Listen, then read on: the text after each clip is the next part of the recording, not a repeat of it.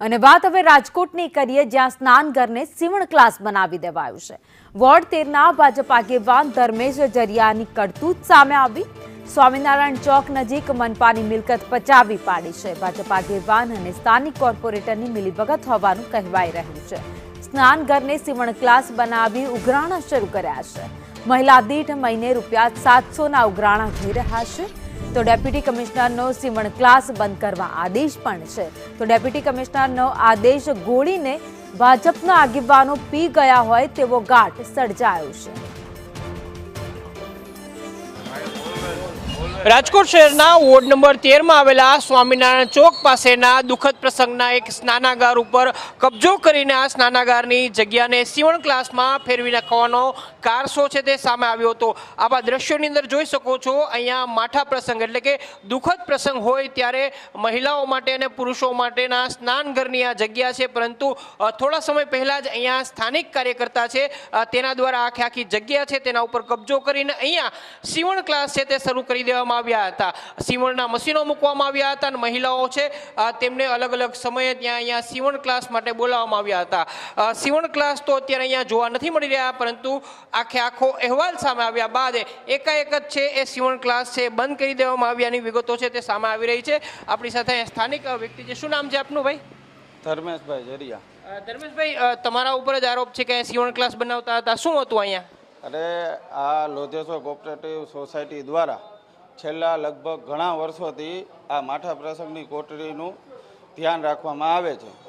Society દ્વારા દર વર્ષે સ્વખર્ચે અહીંયા દરેક પ્રકારનું રિનોવેશન કામ કરવામાં આવે છે. આ society Shri Lodheshwar cooperative housing society પછાત વર્ગની હોવાથી અહીંની મહિલાઓ માટે 5 દિવસનો સીવણ કેમ્પ રાખવામાં આવેલો હતો.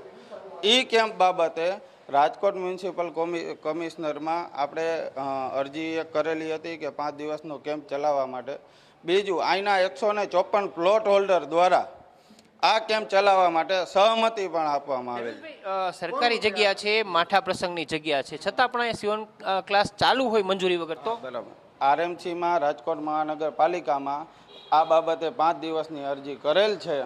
બરાબર, એની કોપી જોતી હોય તો હું કોપી આપું. તો તમારા ઉપર આક્ષેપ કેમ થઈ રહ્યા છે કે તમે કબજે કરો છો? હા, એ જે કોઈ પત્રકાર આવ્યા હતા તે પત્રકાર દ્વારા અમારી પાસે ગેરવ્યાજબી નાણાંની માંગણી કરવામાં આવેલ છે. બરાબર.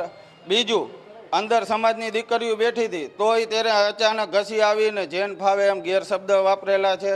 અમે એવા પુરાવા માંગ્યા કે ભાઈ તમે જો કોઈ તમને એમ કહેતું હોય કે અમે દીકરીઓ પાસેથી 700 ઉઘરાવેલા છે તો એના પુરાવા રજૂ કરો. બરાબર.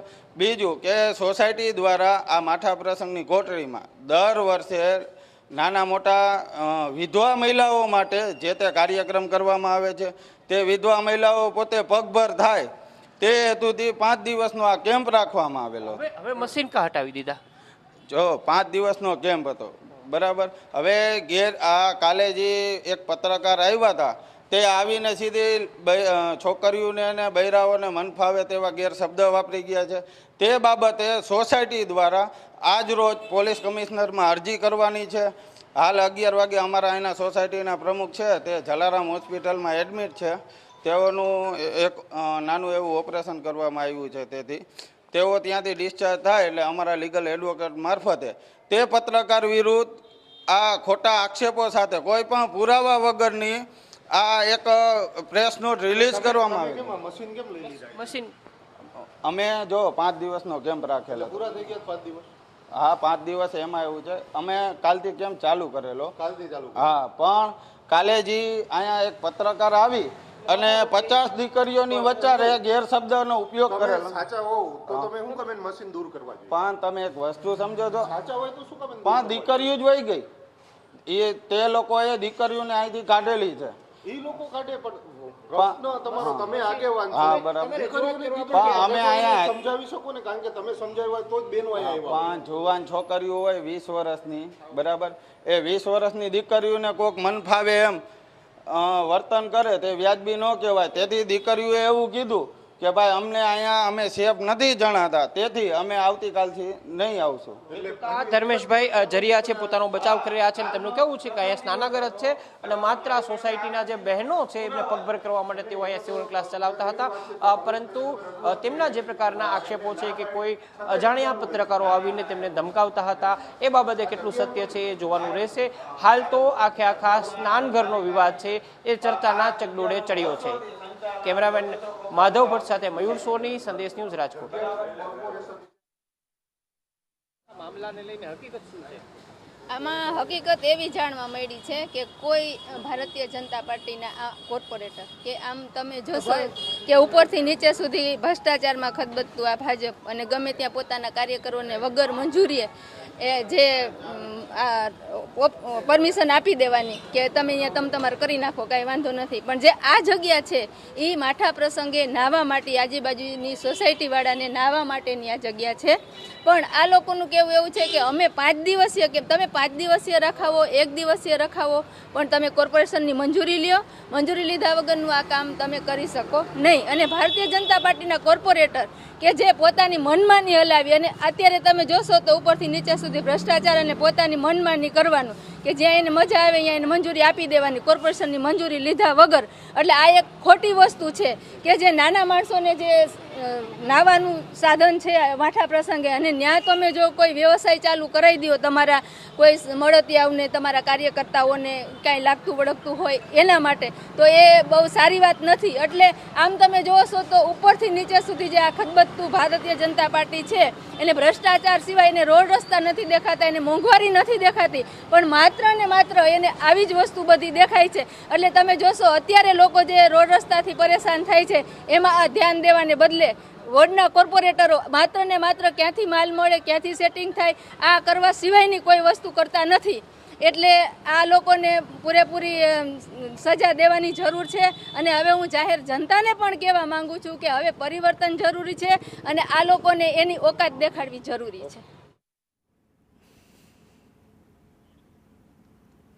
તો રાજકોટમાં જ્યાં મનપાની મિલકત છે ત્યાં જાણે કે પચાવી પાડી હોય, કબજો કરી લીધો હોય તેવો ઘાટ સર્જાયો છે. કોર્પોરેટર અને સાથે અન્ય લોકો દ્વારા મનપાની મિલકત ઉપર જ્યાં સ્નાનાગર હતું ત્યાં સીવણ ક્લાસ શરૂ કરી દેવામાં આવ્યા.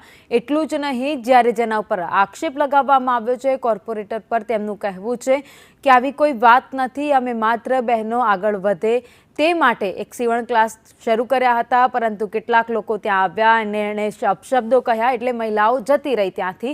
પોતાના સ્વ બચાવમાં તેઓ કહેતા સંદેશ ન્યૂઝ પર આપે જોયા, પરંતુ સવાલ હવે અનેક થઈ રહ્યા છે કે શું મનપાની મિલકતો ઉપર કોર્પોરેટર કબજો કરી શકે છે? અને જો મનપાની મિલકત ઉપર આવી રીતે કોર્પોરેટર જો કબજો કરીને બેસતા હોય તો પછી એમના સામે કડક કાર્યવાહી ક્યારે કરવામાં આવશે? અને સીવણ ક્લાસ પણ મફત નથી ચાલતા, એના પણ આ લોકો પૈસા ઉઘરાવે છે.